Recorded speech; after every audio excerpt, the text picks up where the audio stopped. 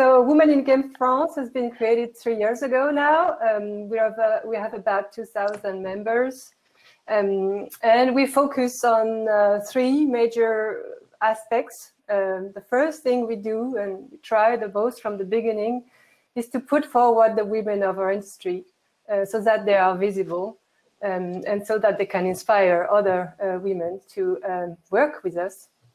And one of the ways we've done that is by creating a quite big now expert list so that anyone who needs someone to talk about video game can find a woman. We don't want to see any more panel about video games without a woman involved. Hi, Michaela. So that's the first, one of our first action is really the visibility. It takes many forms, but that's one of the key efforts. And we've been around France to find all of those speakers, and we found out that many women didn't want to speak and be in the spotlight. So we also created a training, a one-day full training to make people more comfortable speaking in front of an audience. And it's been running all around France with about maybe now 70 women trained. So the visibility is the key, but then we also, of course, work a lot with the industry to change the practices in the studios, in the way the HR teams are built, in the way people recruit. And we especially want to put the focus on training all of the people who work in the industry about what it means to be an inclusive studio, an inclusive team. That's one of our big actions and big training that we're trying to set up in France this year. And another area where we're very active is actually esports. You know, there's like maybe 5–10% of women really active professionally in the esports industry. So we decided to create a kind of an incubator. So we're basically training very talented players, women players, to join teams at a national level. So we have had 3 sessions of that incubators on League of Legends and a second session on League of Legends, and then latest session with Ubisoft on Rainbow Six. And this is working really well. The women we train receive coaching every week, and they've achieved great results. And it's also created a lot of visibility on the women, the players of esports. I think that's going to be my conclusion. Would be that in addition to all of the actions we have and all of the shows we attend and the Paris Game Week and all of that, we have also figured out that the key, as often, to change the society, our industry, was money. So we have participated in the creation of Wings. Wings is a fund that is dedicated to funding games by women and marginalized genders developers. So I will talk about it this afternoon in another Q&A. So anyone who's interested can join me there. But that's really, I think, the latest extension of our work at Women in Games is to go and bring money to the creators directly. That's it for me. Is it then Annette that will take after me? Thank you very much, Audrey. Michaela, your microphone is making a lot of noise, so maybe we could mute when you're not speaking, please, if possible. Sure. Nice to see you all. I'm Annette Staloy. I work in the Norwegian games industry. I've been part of the industry for 5 years. Prior to that, I have around 15 years of experience in tech. We set up Women in Games Norway last year. It started at an event on International Women's Day, and one of my co-founders, she had been looking for, to build her network in the industry. Prior to this, I have been attending events, and I've met with David and Marie-Claire many times, and I wanted to set up something, but I was already involved in so many projects and a tech network for women in tech. So I kind of waited to see if I could get someone else to join me. And then Karen came and just said, we let's make a group. And then we decided to do it more formally. And we talked with Marie-Claire and David again. And then we joined the international organization. And we officially launched in June. So we're quite new organization. We had a lot of things going on until March, when everything kind of paused for us. We have about 80 members. So we have been using this last year for the formalities to set up the organization. We need to make a bank account to have the register in the all the places where you need to register, and then start to spread the word and get people to find us. So we made a website. So we have womeningamesnorway.com, and tried to have someone in the group make the graphics that we needed, and to set up some rules and guidelines. And now we are at the end of the month, we have our annual meeting where we have a new election for new people to join the board and to see what the members want us to focus on. We've also had a lot of discussions on who can be a member, because we can say that to be a member, you need to be a woman working in the games industry, or you can be a woman aspiring to work. But this is, we want to work for inclusion, so we want everyone to join regardless of gender. So these are things that we are, discussing and figuring out, and we're learning a lot from other organizations, and we have gotten a lot of help. And we've also arranged some lunches and breakfasts that have been very useful. I recognize what Audrey said about a lot of women not wanting to speak at events. So we haven't gotten to the point where we have set up trainings, but that is one of the things that we want to do. Another thing that we want to do is to try to help the industry create a code of conduct and anti-harassment policies, because this is also now being required by law in Norway. So we want to help, especially people who are not in a management position. We want to kind of empower them to have, this is a template you can start with. We don't want to, to give them something that they can just say, okay, we implemented this and now we're done, but more of a starting help.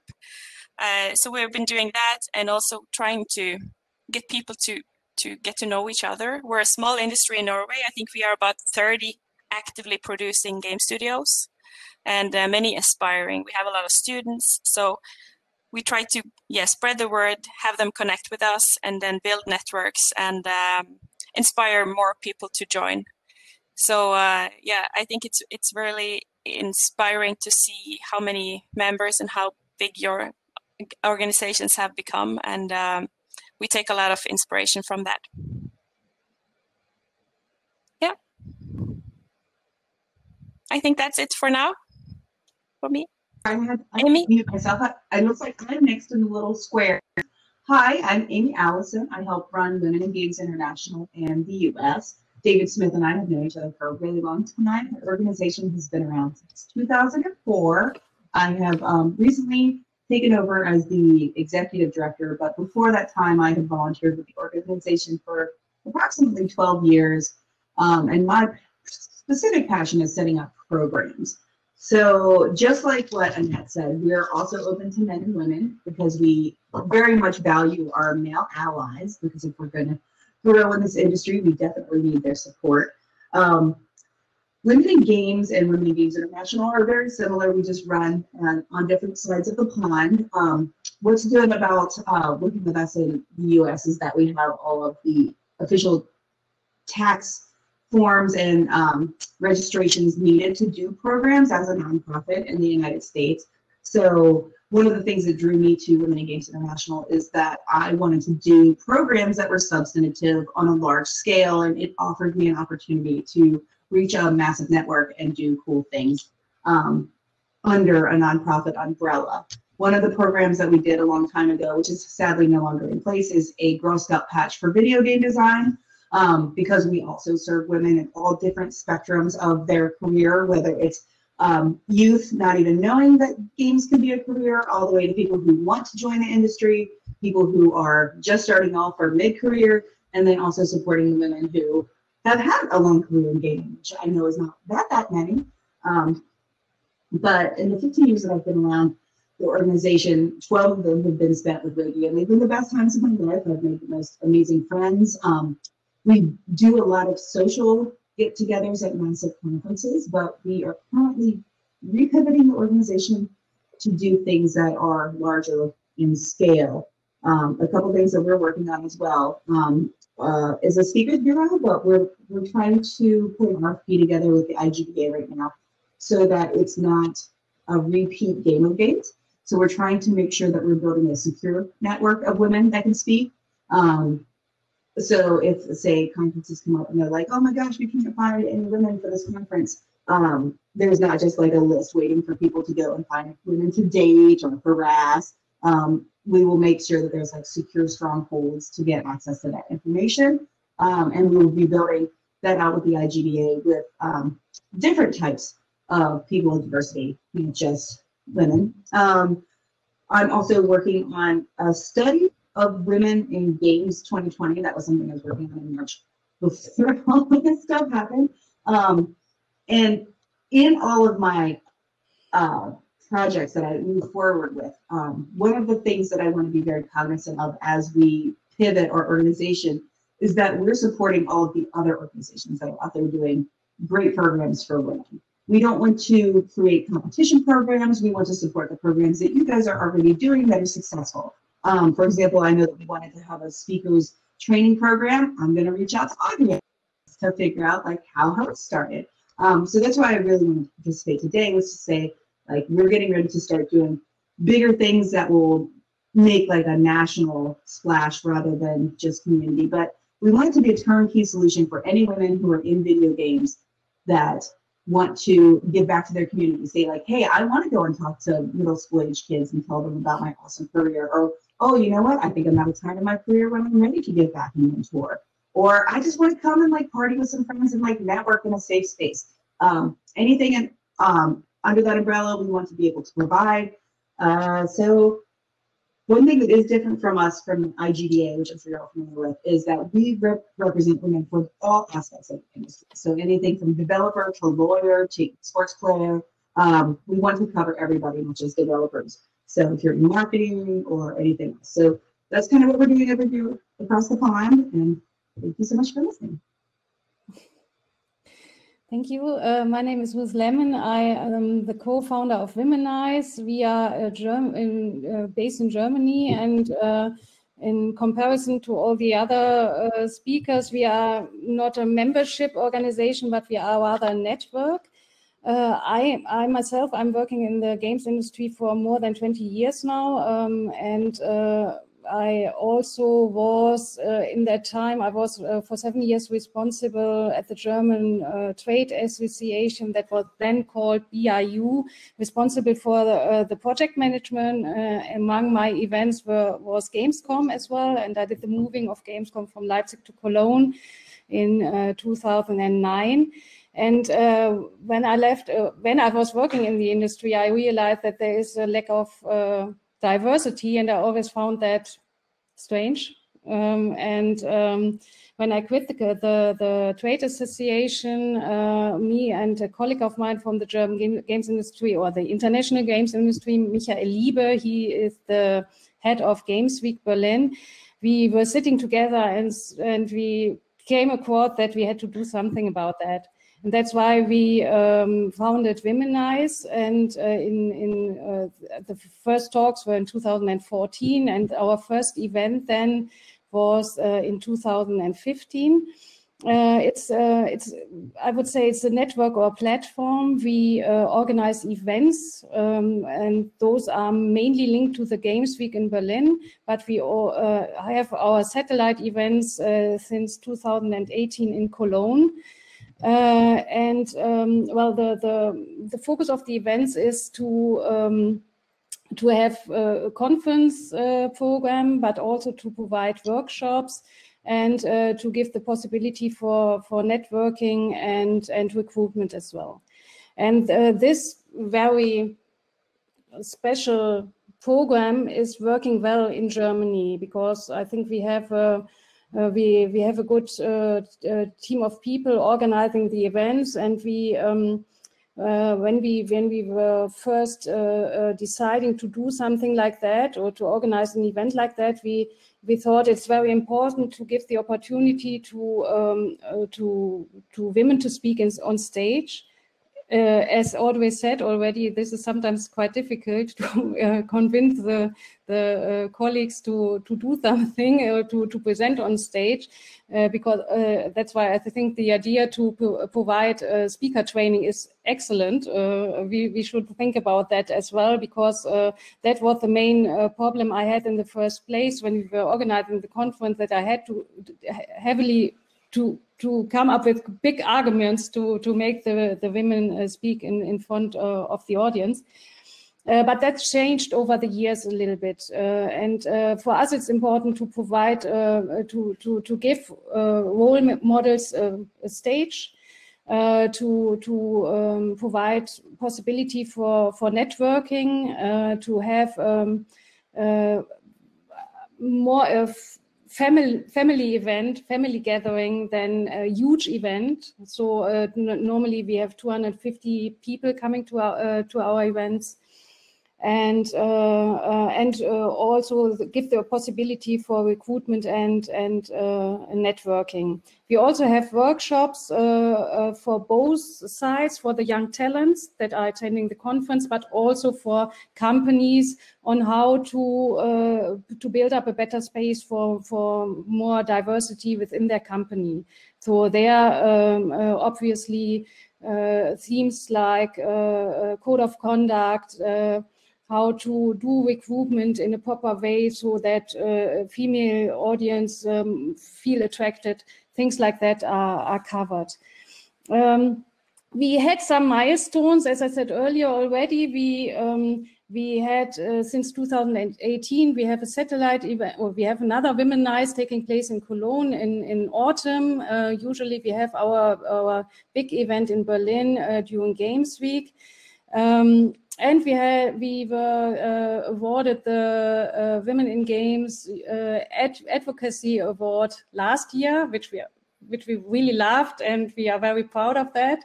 This was obviously another milestone for us. Talking about the actual challenges we have, it's always the same: financing the event, because we are not taking a lot of money for the registration, because we are targeting a young audience of students, of scholars, young female talents. So therefore, financing is always a problem. We usually get funding from the Medienboard Berlin-Brandenburg here in the region, which we are grateful for. So this is one of the challenges, and obviously another challenge now is to move it all into a hybrid or only online conference, because Games Week should have happened in April, but was then postponed, and will now happen by the end of October. And we will switch to an online Womenized edition, which is obviously, you all know that, quite complicated. And so another challenge, I think, it's is also caused by the pandemic. That I think there is a big risk that another time women are getting lost on the way, because everything is changing now into online, and I think there are more challenges, and we are risking to have all the efforts we put into bringing more women in the industry are now maybe at risk, because all the whole, there is no space to meet anymore, and there are no conferences taking place actually. So I think this is a danger as well. But we are optimistic, and I'm happy to see you all here. And yeah, that was all from my side for the moment. Thank you. Simai, yours. The floor is yours.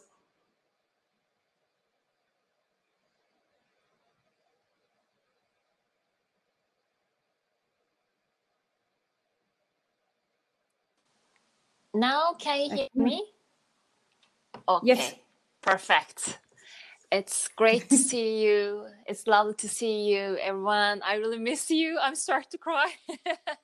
I'm super emotional today, you know. And I'm Simay. I'm a founder of Women in Games Turkey. I'm a game producer and co-founder of Recontact Games. Our passion to make playable arts. So we are combining cinema into the mobile company, and we set up our company almost 6 years ago. But when I entered gaming industry, I also realized that lack of interests from women's side and lack of diversity. So I set up Women in Games Turkey 5 years ago, and we work with Oyunder. Oyunder is a Turkish Game Association, it's a non-profit organization, and we set up together Women in Games Turkey. And I always tell this story, but in our first event, we were so excited, and we invited, you know, the role models, and we organized panels, and only 3 women came, but 30 men came. So we said that, okay, we have lots of things to do, and we start to travel all around Turkey and organized events, panels in 40 different universities. We reached thousands of women. Now we have 2,000 members in Turkey, and up until now we organized the biggest events in the gaming industry. So one of them was hacking the future. So as a game producer, and my passion and my aim to make people realize this industry gets enriched by different disciplines and different backgrounds. And now in 21st century, the video games has an amazing power. So we need to use that power to create better future. So in our events, we invite artists, scientists, game developers, UNDP, and to create like better games, create games for better futures. Also, last year we organized one night at the museum, which was an amazing event. Also, Marie Claire came to our event to encourage our women. So it was an unforgettable organization to the woman who wants to be a career in the gaming industry. So it's all about encourage. It's all about they let them know to the role models, let them meet them their role models, and all events are free. So and we don't ask any don't ask for annual registration. It's all free. If they want to be part of, we welcome everyone. So, and because we are volunteers, I mean, I'm a founder of Women in Games Turkey, but I have I'm a game producer, and I'm a co-founder of the company, and all our team, it's volunteer. But we are very passionate about that we are very passionate about diversity. So working very hard, but we are super happy to that moment. On November, we have an annual meeting. We will welcome new members, and hopefully looking forward to see you soon, touch you soon. So right now, that's it. And Michaela, hi. Can you hear me? Yes. Yes. Yeah, sorry for the problems. It's so good to see you all. I truly miss game events, because I am used, like many of you, to meet every time, and it's so it's so sad that we can see each other for a long time, but we are happy to do online as well. So thank you very much for inviting me to join this amazing event. I'm the founder of Women in Games Italy. So we work in Italy to promote diversity, running video game events.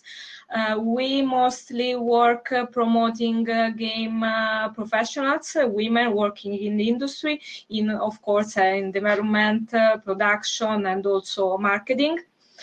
We see that more women are working in roles like production, producers, marketing and communication, not so many in development. And we find also very important to work with students and institutions, because in Italy we need to make people understand that games are important, not only as cultural means, but also as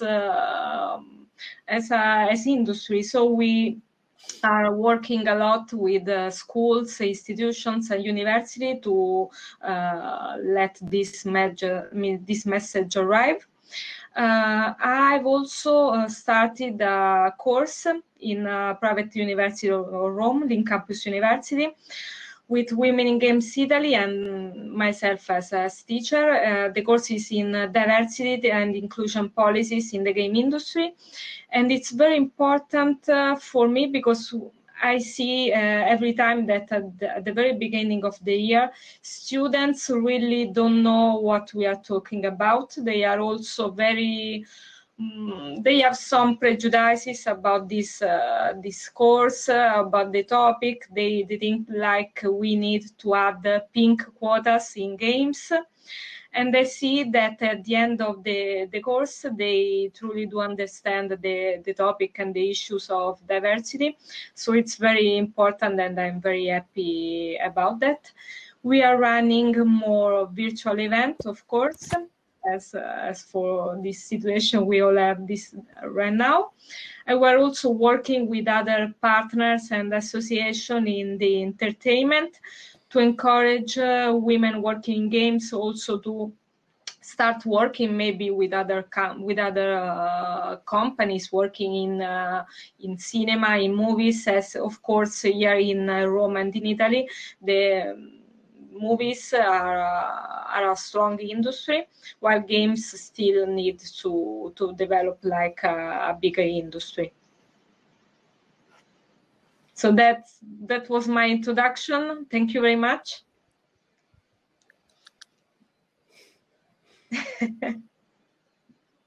Hi, I've come back in. Well, so much.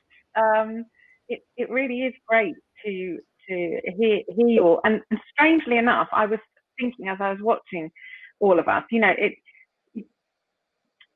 it's been hard in the past for us all to be together. I know I've seen, you know, Audrey somewhere, then I met Annette somewhere, then I met Michaela somewhere, Amy, I haven't met you yet, Sime, I've met her, but like Ruth, I haven't met, and then we're all together. And this is sort of very magical in many ways, isn't it? Because here we all are. We're not in person, but we're all here. Some of the things that have come through on the chat thread, you may have already seen them yourselves as well, but just this idea of having a timeline of global events and perhaps coordinating more things that we do together. Because I think another thing that's coming out is things like, you know, Audrey, your wonderful, you know, speakers program. Someone put up on the chat, do you have that in the UK? And well, we don't. We haven't got that. We've got other things, but we don't have that. But so this work that we're all doing, how going forward can we? Yeah, Amy, you've just put in, let's work smarter, not harder, and collaborate. So I do think that we should try and do this going forward. And I think yesterday I was explaining that as part of the Innovate UK grant that we received that have helped us to put this conference on, we took on board the platform Hopin, and that the way that we've engaged with Hopin is that then we have this platform for a year, and it would be a terrible waste to have it for a year for just 2 days now. So I think it would be really great if going forward and after this we could consider ways that we could utilize the Hopin platform together, and that we could perhaps run some of these things. Maybe we can run workshops, you know, speaker workshops or something, because the great thing about this platform is, of course, it is global. And yes, there are time zone issues. Amy, I'm thinking of you at 4 o'clock in the morning, etc. And we had to think about this a lot when we put the conference on, because we just kept thinking, you know, oh my God, it's like, you know, we want these people, and how are we going to fit them in, and where, and will they be awake, and, you know. So, but we've done it, so it's definitely doable. So I think from my perspective, I would really like us to make some plans going forward. I mean, what do the rest of you think about that? Just throwing it out there. I would love to see us do. Sorry. Oh, I would love to see us do something where the leadership from the different organizations do get together to share resources, talk about programs that we're doing that are working, what's not working, ask each other for support for the programs that we're working on. I think that would be invaluable rather than, I mean, in addition to just like general women's groups, but it would be nice to get the leadership together. Yeah, I mean, I also think, you know, and this is also around COVID-19 because, you know, obviously we still have a lot of uncertainty going forward about the shape of the world. You know, I mean, here in the UK, there's a lot of talk about, you know, a spike and a peak going into the winter, you know, and that there are the more problems ahead. Now, I think this world that we're living in, I think is going to go on for much longer than we possibly think. And I mean, perhaps I'm being pessimistic, but what I do know is that, you know, it's been hard. In some cases, it's been very hard for women working from home with children, you know, and there are some really, I don't want to talk about them right now, but there are some hideous reports actually about what's been happening to women as well, beyond just domestic pressures. Now, you know, it then strikes me that this is we have to utilize what we have. So we have to solve a problem. So we have to utilize, we've got this way of connecting and communicating, then we have to utilize it, and we just have to get better at it and better at organizing it, making sure that we actually provide access to it. You know, it's been very interesting setting up Hopin, for instance, and learning about it. And I mean, it's not been perfect. I mean, I was in the wrong room this morning. I was supposed to be giving my address, and I found myself in the wrong bit of Hopin. And, you know, we've had lots of things that haven't quite worked out with the technology. But I think going forward, I think we should consider how we can use this technology to actually, you know, make what is a human connection, even though, Michaela, it's not actually in person. And that's what I would really like us to do, and to be able to share information this way. So, oh, Amy's just said that we met once in the streets. Oh, right. Sorry, that I should have known that. So back again to just you know, some of the things that we could do. Does anything sort of, obviously beyond what we've just been discussing, is there any other areas where you think that Annette, I like the hand up because it's very easy then to say, and Michaela, yeah, I like that. Yes, Annette first and then Michaela. Yeah. Thank you. So yeah, I've been thinking a lot about this, you know, making this recruitment checklist. It was mentioned here as well, because a lot of the studios that I talk with, they don't understand why, for example, they don't get women to apply. And then it's just, in some cases, it's just to look at the website and how they represent the company. And there are so many things you can do. And I've seen tremendous results working with recruiting. I've recruited like 12, 13 people for our studio.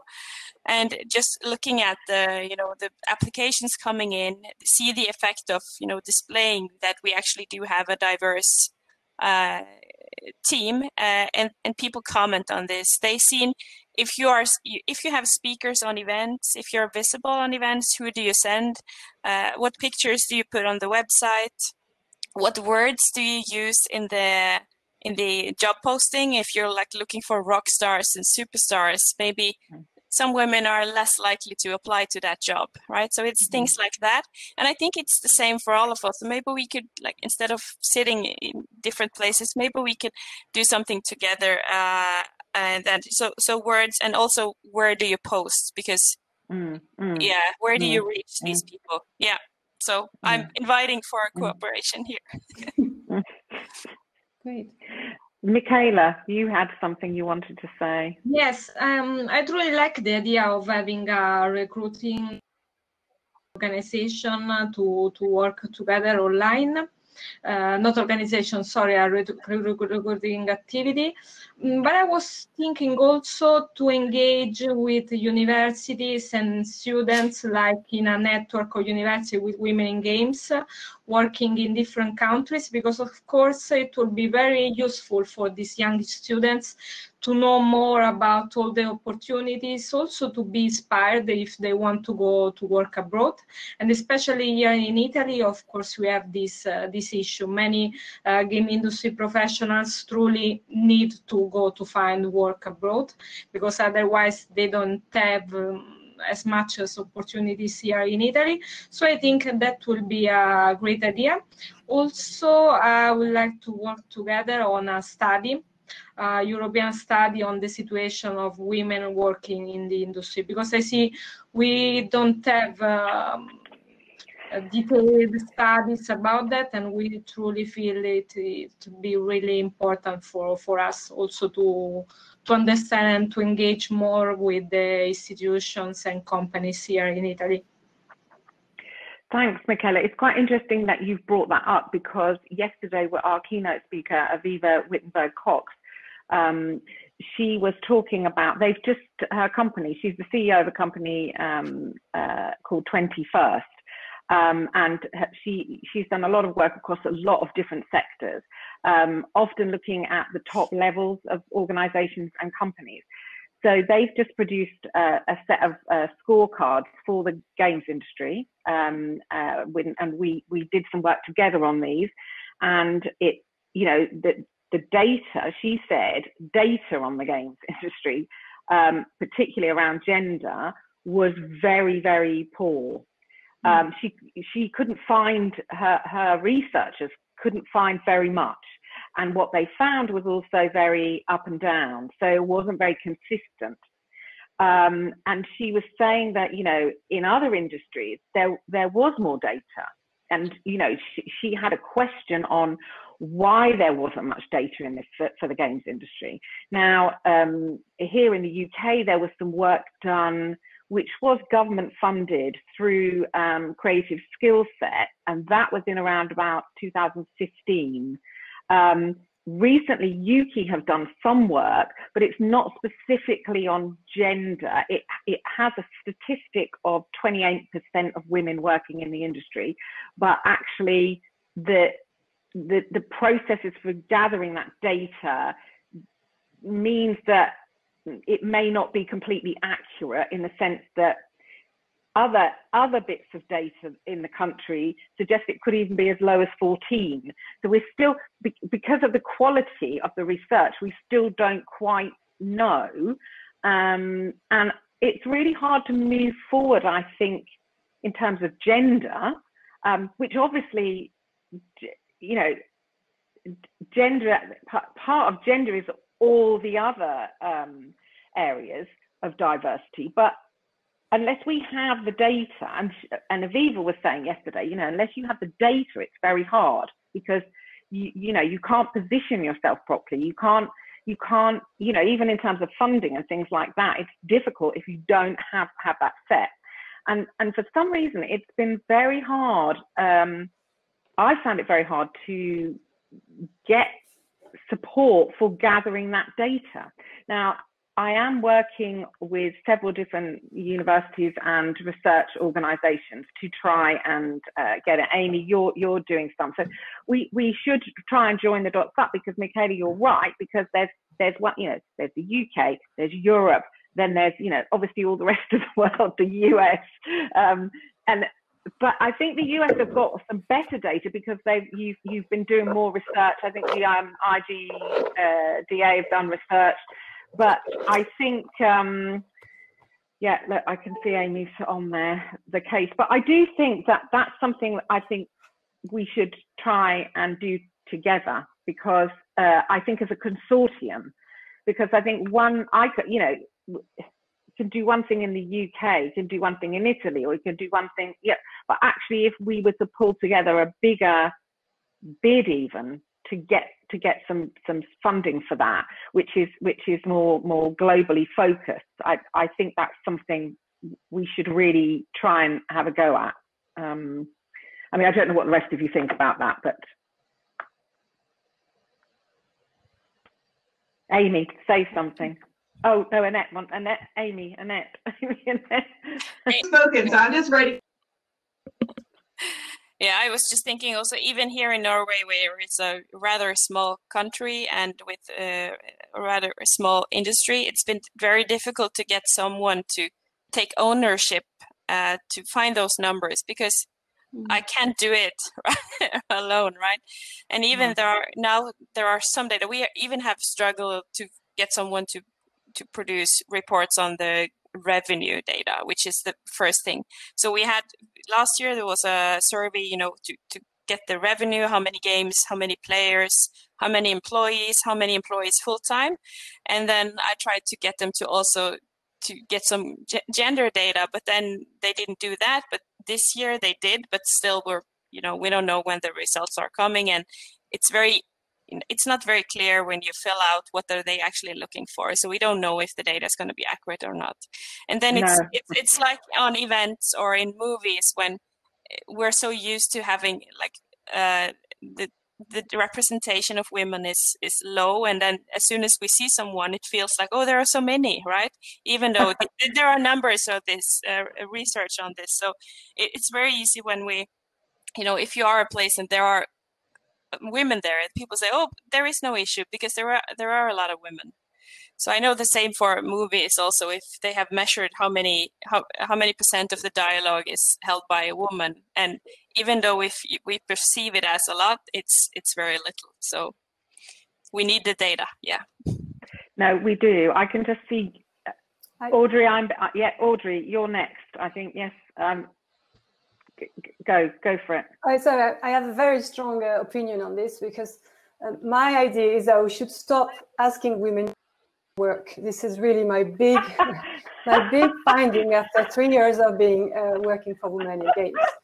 So I am asking, in my country, France, I am asking the actors of the sector to produce this data just at the basis of their work. It shouldn't be us to do that. It should be them. No. So for us, it's called the SNJV and the CEL, it's UK, whoever the names are. The government has to set the measurements of who's doing what. It's not our job. Let's not do it. I don't want to do it. Let's make them do it for us. And properly, please. I think that's absolutely brilliant, Audrey, and I think you're absolutely right. And I saw that Gary put something up, like just asking folks to produce or provide data for the surveys will do a lot to raise awareness of the issue fairly high up in the companies. And actually, Aviva, to be fair, Aviva did say that yesterday as well. So I think you're right. We already do enough for very little. So I think, we do need to turn that around. So I think that's quite an affirmative decision we've come to as we get closer to the end of our session. Is there anything else that anyone would like to comment on or talk about before we close? That's great. I've already mentioned it. It would be just great to have a Discord with all of the women in games, because we could share our data. I mean, Marie-Claire, we've been using your fantastic diversity guide, and we're translating it in French, and maybe someone else wants to do the same. And I mean, there are so many things we could share, even though we don't speak the same language. We can still understand each other in some ways. Yeah. So I would love to have a grouped Discord of all our members, maybe all together somehow, if it's possible. Ooh. That's a great idea. I would love to do that as well. Great, thank you. Yes, thank you. Are we making more work for ourselves doing that, Audrey? How difficult? I mean, figure out something there. Well, we're obviously all giving our time. Let's make sure it's the most efficient use of our time by working together. No, and that's definitely true. And we have to try and do that more, because, I think what happens is that you get in a funnel of what you're doing, and you're trying to do a certain amount of things, and then reaching out and then coordinating more outward things, again, as Audrey said, more work. It feels like more work, so you just stay down a single trajectory. Whereas actually, we have to find processes and mechanisms to be able to easily connect. So Audrey, I think Discord is a good idea, but if we had a Discord and it was open to everyone, I think it would become pretty large. That's my only anxiety, large, and then what you have to monitor it, you have to find information, and there's all those kinds of things. And I suppose there's that, but then maybe between us, and I noticed there's some other organizations like in Finland, and maybe if it was a group of leaders who just can strategically drive some things and share some things to start with before we open it up to absolutely everybody. It's quite frightening, I think, how quickly when you open something up, how fast it can build, and the numbers, the monitoring of those numbers. Yeah, it would require a moderation, because there has been recent examples. I think it was in the UK where there is an open group and suddenly you don't want to be part of it. So absolutely moderation. And then I think I've seen some threads sometimes where people say, oh, let's connect on LinkedIn and maybe reach out. I feel like, especially if we have met at an event or in the panel now we know each other and now we're friends, we can, ping each other on LinkedIn or something like that. So I just encourage that. And then when you add someone on LinkedIn, because especially, for example, when I work, I forgot to say where I work. I work at Dirty Bit, a small studio in Norway. I work with marketing and all sorts, but I get a lot of requests from people who want to sell a service. So it's very helpful if you just, we met in the panel, or now I know you, or I saw your talk, or we met at the event, so that you can kind of feel a bit more, and then you will remember as well later. So I really believe in, connection. I use Facebook for work. I use Messenger. It's very easy to just ping someone and said, hey, you want to help me? Just listen to me. Can we discuss this? Yeah. Okay, so closing thoughts then, I think, because we're coming to the end. Closing thoughts, Audrey. I'm going to go round you all.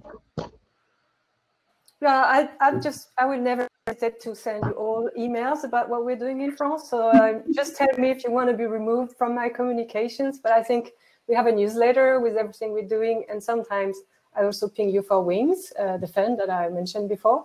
Yeah. So I'll just continue doing that then. And you tell me if you want me to stop.